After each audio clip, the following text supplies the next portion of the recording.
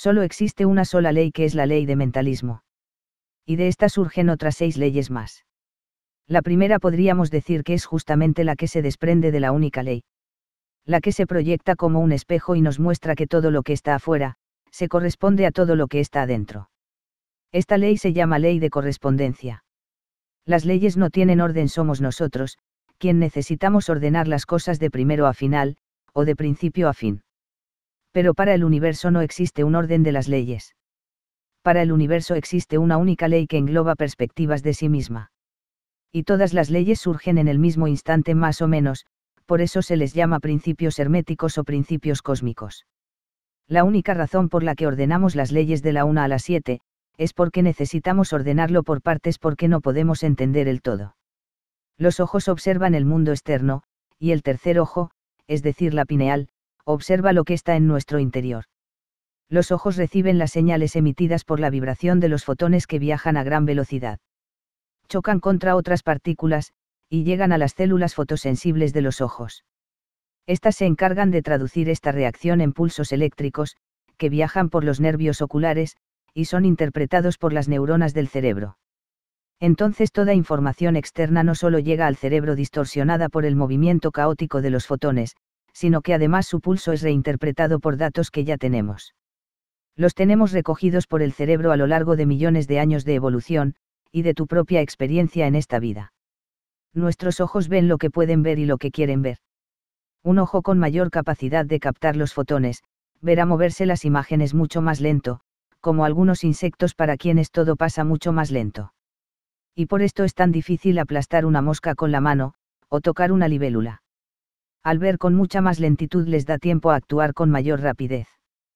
Todo lo que observamos no es más que la manifestación de nuestras ideas preconcebidas de las cosas.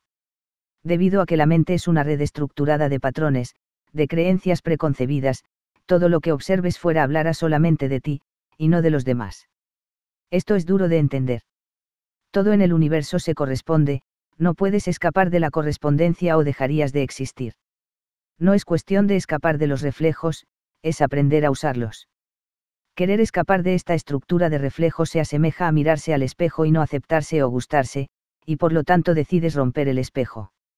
No es el espejo quien tiene la culpa de que no te gustes, sino que es tu responsabilidad cuidarte, arreglarte, tal vez hacer dieta, ejercicio o simplemente aceptarte tal cual eres.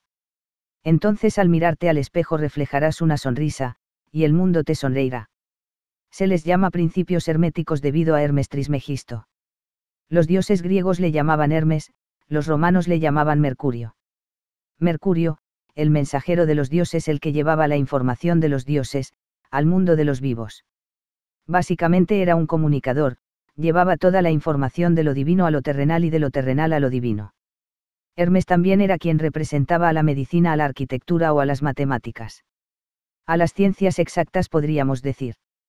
Hermes decía que el universo estaba basado en principios que podían entenderse matemáticamente. Matemática ordenada, los números en estructuras geométricas. Y como todo en el universo era geometría, se podía entender el cuerpo físico a través de la geometría. Por eso también entendía de medicina. A Hermes en la mitología egipcia se le conoce como Tot. Pero en realidad Hermes era un sacerdote atlante que por medio de la arquitectura de la medicina y demás, buscó los principios universales, que es a lo que va a llamar leyes, y describe 7 leyes. Hermes fue quien hizo el diseño de cómo construir las pirámides, y a todos los diseños de este tipo se les llamaban principios, o conocimientos herméticos. Estos conocimientos eran de una escuela que solo podían acceder algunos. Por eso esta escuela era una escuela hermética, cerrada para muchos. Al principio de la época atlante la educación era libre, era para todo el pueblo. Pero cuando empezaron los conflictos, parte del pueblo empezó a culpar y perseguir a los sacerdotes. Les culpaban de todas las cosas que pasaban en la tierra, de todos los conflictos. Y fueron perseguidos aquellos que tenían el conocimiento universal divino. Debido a que fueron perseguidos se empezaron a esconder para sobrevivir, por eso durante mucho tiempo estas escuelas herméticas eran para unos pocos. Como por ejemplo para aquellos que de boca en boca sabían dónde estaba la escuela. Se hacían exámenes para poder demostrar que realmente tenían aptitudes para estos conocimientos, y los sacerdotes los buscaban y los llevaban a esta escuela. Entonces se convirtió en una tradición el hecho de que hay que tener cuidado con estas escuelas. Porque las religiones como las monoteístas perseguían a todo este tipo de gente que pensaba diferente. Al igual que el cristianismo mató a un montón de gente que pensaba herméticamente. O el Islam, que también mató a un montón de gente que pensaba herméticamente. Entonces esta gente se cerró para sobrevivir y los conocimientos fueron para unos pocos. Esto no tenía nada que ver con las clases sociales, no tenía que ver con quién era rico o pobre, o si tenías más o menos, en esa época esto daba igual. Pero después, cuando estos grupos necesitaron financiarse, empezaron a aceptar personas de gran poder adquisitivo. Lo cual les permitió tener más poder y sobrevivir en las clases sociales altas, junto a los reyes, a las repúblicas y demás. Pasaron a otro nivel, sobreviviendo entre las clases sociales altas y a través de la gente rica. Por otro lado, la cultura hermética es muy concreta y va directamente al grano. Es para quien quiere realmente escuchar y aprender, eso es lo que básicamente tenía como objetivo el hermetismo. Entonces, al cerrarse, solo podía entrar el que realmente estaba interesado en llegar. Nosotros hoy en día podríamos decir que esta información debería ser para todos, no se debería cobrar o no deberían ser cerradas sino abiertas y compartir con todos. Pero la verdad es que hablar de esto, y ponerse específicamente en esto, conlleva muchísima energía de la persona que trabaja específicamente en estos conceptos. Y mucha gente no vino a gastar esa energía en gente que no está prestando atención, sino en gente interesada. Entonces ponen un límite, una escuela cerrada que hay que pagar, por ejemplo, para cuidar la energía. Y esto no está mal, está cuidando su propia energía, lo mismo hacían los herméticos al no perder el tiempo con gente que no quiere escuchar.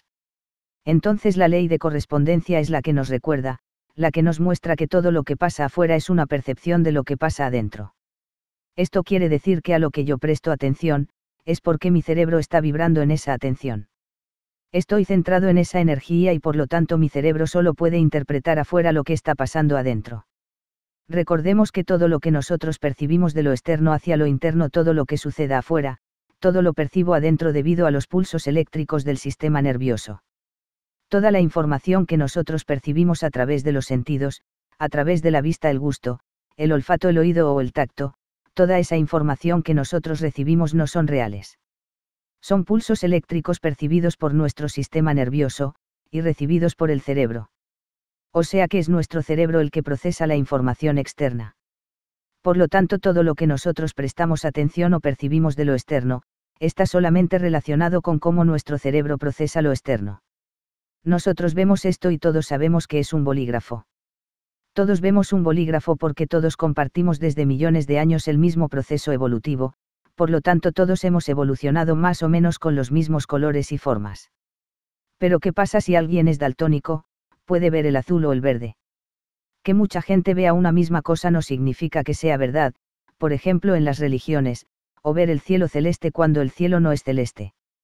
Entonces durante millones de años nuestra percepción del mundo se fue dando por costumbre de interpretación. No porque sea real, sino porque nuestros cuerpos evolucionaron para percibir el mundo de una forma. Por lo tanto, nuestro cerebro se estructuró en patrones de percepción. Debido a estos patrones de percepción, todo lo que nosotros hoy vemos en el mundo lo pasamos por nuestro propio filtro. Esto significa que básicamente lo que nosotros vemos del mundo exterior, es solamente un reflejo que nos permite ver cómo vemos desde adentro.